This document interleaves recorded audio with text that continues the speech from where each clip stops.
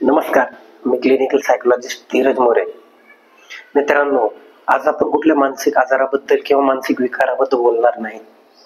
आज आपण बोलणार आहे ते माझ्या एका अनुभवाबद्दल.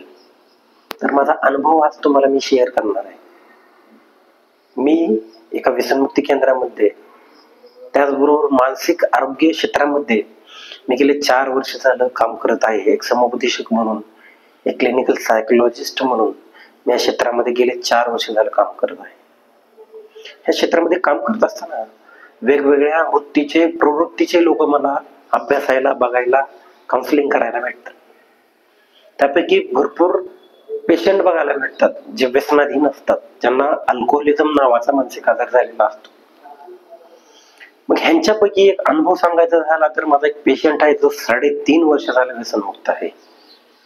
या 3.5 वर्षामध्ये त्याला कधी ना कधीतरी अशी तलप होते की त्याला बी सावरता येत नाही. वेगवेगळे उपाय करून ती त्याला सावरतो आणि सोबर राहतो. गेले 3.5 वर्ष झालं तो सोबर आहे, व्यसनमुक्त आहे.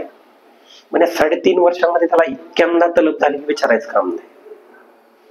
त्याच्या मनाविरुद्ध कुठली गोष्ट घडली की त्याला व्यसन करू वाटतं. घरी भांडणं झालं, टेन्शन आलं, दडपण आलं, भीती वाटली, राग आला, स्ट्रेस आला की त्याला जाऊन पुन्हा व्यसन करावं असं वाटतं.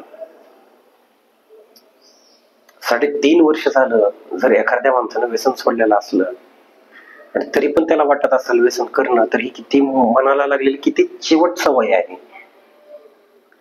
तर हाच एक्सपिरियन्स तुम्हाला शेअर करायचा होता. जरी माणसाने व्यसन सोडलं तरी माणसाची तलपेची भावना काही माणसाच्या मनामधनं जात नाही.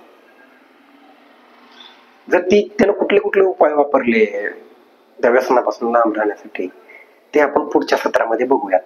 तोपर्यंत धन्यवाद.